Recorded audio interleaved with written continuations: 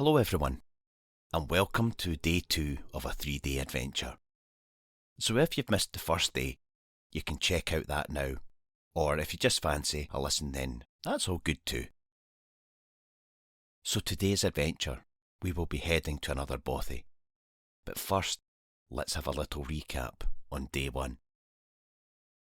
So our first day's adventure took us to a little bothy called Cadderley, which is on the banks of Loch Etive in Scotland.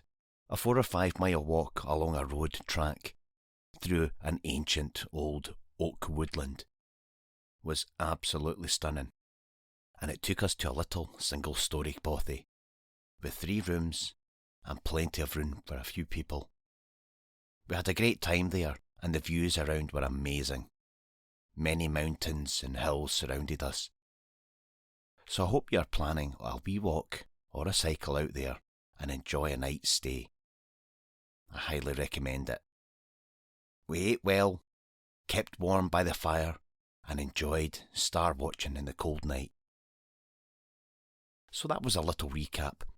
Now get yourself a drink, kick back, and enjoy day 2 of the podcast story from Camping on the Wild Side. A bothy in the forest.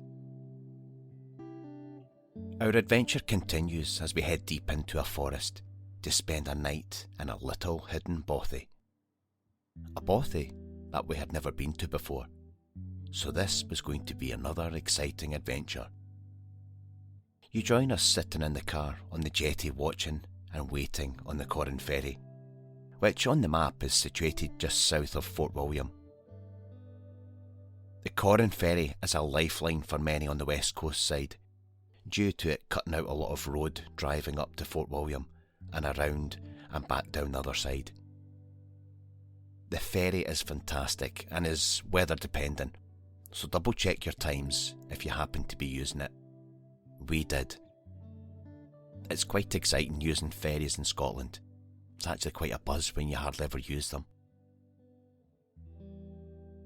The ferry came in and the ramp lowered, then the operator waved us on. There was a couple of cars in front of us and a few behind us, so this was going to be a busy sail. I'm going to say it probably takes about 15 cars or so, but that's just my guess. The siren sounded and we set sail for the 8-minute journey. Not even enough time to get out and have a walk about. The fare costs roughly about £10, and it actually saves so much hassle and time. It's a very popular crossing for many people. Starting the engines, we drove down the ramp and back onto the mainland again.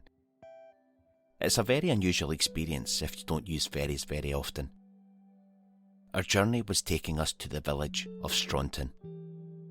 This road was very windy with huge mountains all around us. It's such a stunning drive and well worth it out there. Staunton is a fantastic little place, very clean, very tidy and well kept. And it's here where we took the small winding road north with passing places to Scottstown. The road to Scottstown was very, very steep, not a fast drive as we meandered up the narrow road. I was dreading meeting another car on this road for sure, as it wasn't the best place to meet one. Reaching the peak on the hill pass and looking around to see the most incredible views. The mountain ranges went away into the distance. I wasn't even sure what mountains they were, but they were out of this world. Up and over the road and going down the other side was just as steep. I could smell the brake pads burning as they were constantly being pushed to the floor. Through some forestry woods, winding all the way down to the little place called Kinlochen, which is basically a couple of rural properties. A very beautiful area to live, but on the other hand, very remote. Now on the flat road, we headed for another little place called Glenhurich, which again was a couple of houses dotted about. Just beyond there was a road heading off away into the forest, and a small sign saying, "To the Bothy." A relief that we were on the right road. Parking the car on the wide track, which was a stone's throw from the River Hurich, we got out the rucksacks and repacked them with fresh food and water for this adventure. The tracked road was more for forestry vehicles and was looking a bit overgrown with plant growth, so it hadn't been used in a while. Once again we were ready and soon walking up the track in this beautiful weather, and the river was flowing sweetly and glistening in the sun through the trees. Birds were singing all around us, and it was one of the loveliest walks I've done. So if you need a bit of peace and quiet, listening to birds and to get that you time, well, I think you just need to find your nearest forestry. Spots of rain started to fall around us, but it really came to nothing, just letting us know it wasn't far away. This walk was actually fantastic in many ways. The birds and the peace stood out most of all. The walk was a gradual one and started to go uphill, but nothing strenuous. A few hundred yards further up the track, we could feel rain again. And this time, it came down heavy. So on with the waterproofs, and the rain poured down. Just a little bit further up the track, there was a distinctive metal plate nailed to a tree. Very unusual, and clicked that this was the sign for the track to take us through the woodlands into the forestry.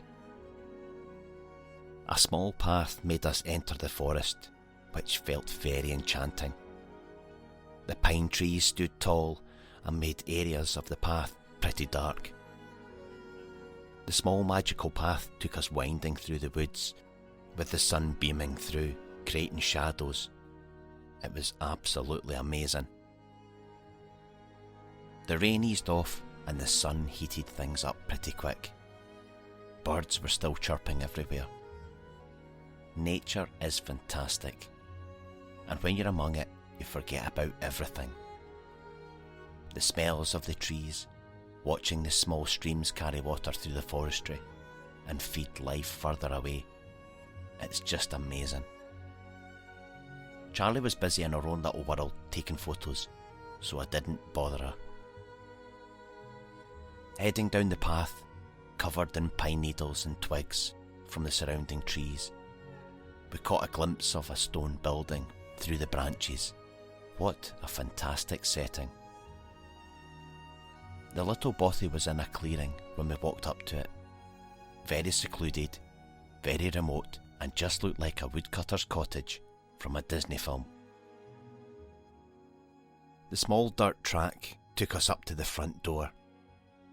Charlie did the honours of knocking on the blue painted wooden door. This magical cottage in the forest was called Resourie Bothy.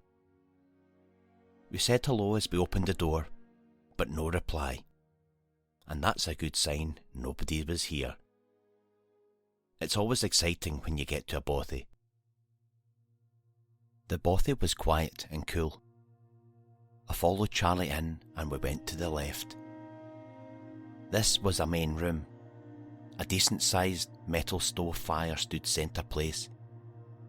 A small amount of firewood was left, which was ideal, along with some logs placed behind the stove to dry out. There was a table with some chairs and some candlesticks. The sleeping area was a large bunked area which would take the two of us on the bottom, and maybe another two above us. Turning around was a small bookshelf on the wall with a selection to read. A nice thing to have. We went to explore the next room in the middle, and was a small room able to sleep about 2 people. A comfy wee room to sleep in. The third room at the end had a large bunk bed type sleeping area, and an open fireplace, a table, and the Bothy book. Another cosy room. We laid our rucksacks in the first room and started to make ourselves comfy. Our first priority was to get some firewood for the stove, since it had been raining on and off and wanted to get it stocked up. We were conveniently surrounded by thousands of trees in a dense forest. I'm not one for cutting down anything unnecessary. A small wood shed outside and across from the bothy had a couple of saws and a log cutting frame in it. Exploring the forestry around us, we noticed it was littered with branches and twigs already on the ground. So we gathered up as much as we could and put them in the bothy, ready for breaking up. A wheelbarrow was standing against the wall, so we filled that with brash and some logs, which made life easier. Feeling we had enough, we got inside just in time as the rain came down again. Heavy. A perfect opportunity to snap, break and stack all the wood we had collected and put it in the corner of the room for later. Charlie cleared out the stove fire and got it ready to light. Plenty dry kindling, some paper and firelighters were placed in it. I got the stove out and got some water on the go for our cups of tea. And with the room feeling cold, Charlie lit the fire. It didn't take long to get going and create a good heat in the room. Soon sitting having a cup of tea with the fire burning was perfect and good to sit down and relax now that we were there, and after all it's been a busy day. We stared out the window of the bothy and watched the rain come straight down. It's a really good moment and felt amazing just staring at nature. It was late afternoon and with our tea finished, we got our sleeping areas sorted and ready. Air mats and sleeping bags sorted, and night clothing ready, and our hot water bottles. I can't tell you how good a hot water bottle is when you stay in a bothy. We had a great supply of wood to keep us going for as long as we needed. While it was still raining outside, it was a good time to get the rucksacks emptied and put all the food on the table, and also to place the bothy box where people needed it. The bothy box this time was filled with more candles, firelighters and matches, just ready for those people who need them most. I do get a buzz out of making a bothy box, and have had good feedback from those finding them very useful. We were now both feeling pretty hungry after seeing all the food we had brought. Tonight's dinner would see us eat one of the best meals I have had, and took us by surprise. On the menu tonight was a curry. I had brought packets of rice and a packet of curry, onions, peppers and mushrooms. Throwing all this together after Charlie had chopped and diced everything, we used the mess tins, which were way easier to use and better to eat from.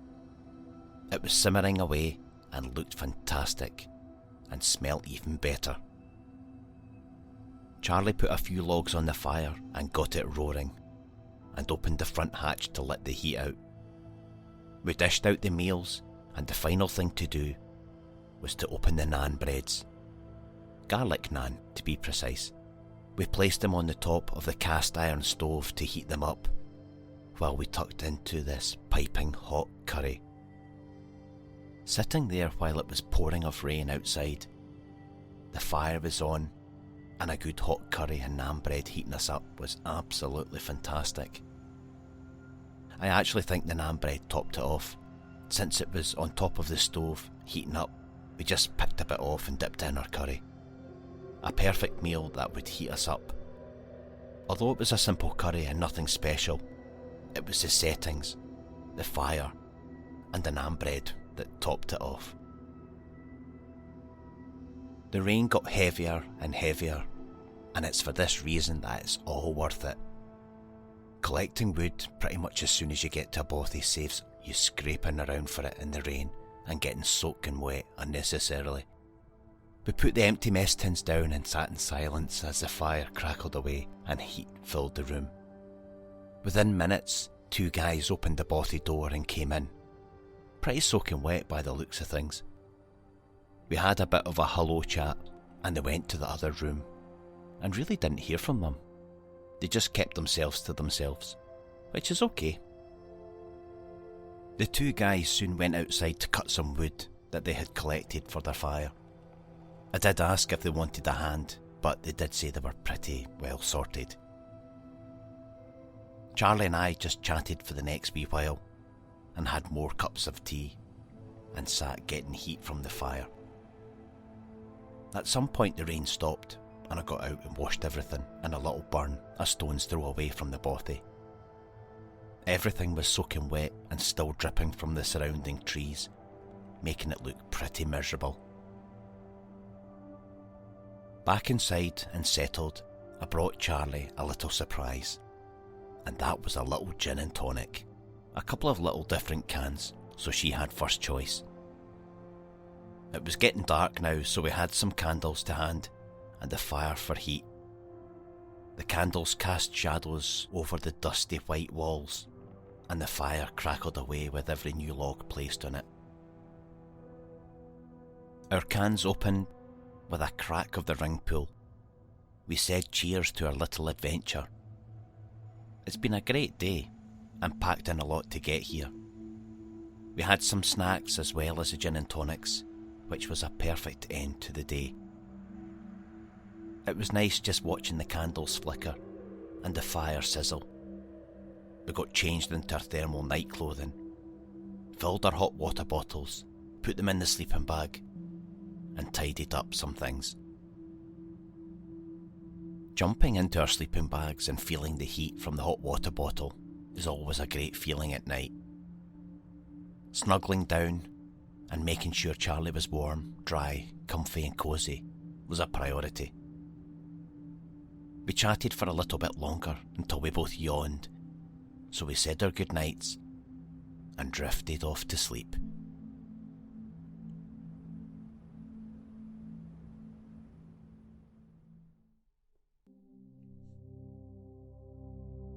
Morning arrived. I was so cosy in my sleeping bag, I didn't want to get out. It was still very early and still grey dark, so I snuggled back down for a little more sleep. Charlie was sound asleep and didn't need me getting up to wake her up, so an extra hour it was. The birds woke me up and the light came through the bothy window and down from the skylight in the roof. The bothy was quiet and still. Nothing moved. Charlie and I both stirred at the same time. It was time to get up. The bothy was cool, so getting up, dressed, and moving about to create heat was the best thing to do. The stove was near to hand, so filling the pot and flicking the gas, it was soon boiling for a morning cup of tea. I went outside with my cup of tea, and the sun was shining and putting a heat in the air and on my face. What a perfect start. The birds were singing away as I breathed in the morning fresh woodland air. After such a wet and wild night, it was nice to see a clear, calm morning. I took the camera and took some footage for the YouTube video and some pictures. The sun was rising through the trees and bringing a nice heat to the area. Charlie was now up and dressed, so I came in and got the stove on for another cup of tea. We gave our faces a freshen up and stood again at the bothy window with our tea, taking in the morning. It was a good start to the morning for sure. There was no noise from the other guys in the other room, so we kept the noise down for them, showing a little bit of respect. We slowly started to put things away that we didn't need, like the roll mats, sleeping bags, night clothing, all that sorts of stuff. For our breakfast we were having porridge with some raisins to give things a little bit of a taste. Porridge doesn't actually take long to cook, and soon we were holding the mess tins of the hot meal in our hands to keep them warm. A nice breakfast while watching the sunlight creep further and further into the bothy. After a final cup of tea, we washed up and packed more of our things away. Our rubbish collected and put in bags to take away. Our rucksacks ready, it was now time to clean this bothy up. There's always a brush and a shovel to sweep the floor. tidying the pile of unused branches and logs into a corner for the next guests, and the stove cleaned out, which was standard things to do. All sorted, we signed the Bothy book, put the Bothy box of candles on the table, and finally caught up with the guys to see how they were. Two nice guys doing a couple of Bothys as you do. So we wished them well and said our goodbyes, closed the door of Resourie Bothy and headed back. The walk back through the forestry to the main track and walking back down to the car in this glorious sunshine was perfect and boosted everything right up. The car soon came into view, and putting our things in the back, taking a breather, marked the end of our little night's adventure. We sat in the car, took a breath, and we're now ready to start day 3. So join us next time as we take you to a place that will take your breath away, and to a secluded place. Thanks very much for listening to the podcast story. It's been a pleasure as always doing these. You can check out the videos for the podcast on my YouTube channel at Camping on the Wild Side. Thank you as always to my Patreons and YouTube membership holders. I appreciate you all. Music was from Epidemic Sounds. I'm Steve. You've been listening to a podcast story from Camping on the Wild Side. Until next time, cheers for now.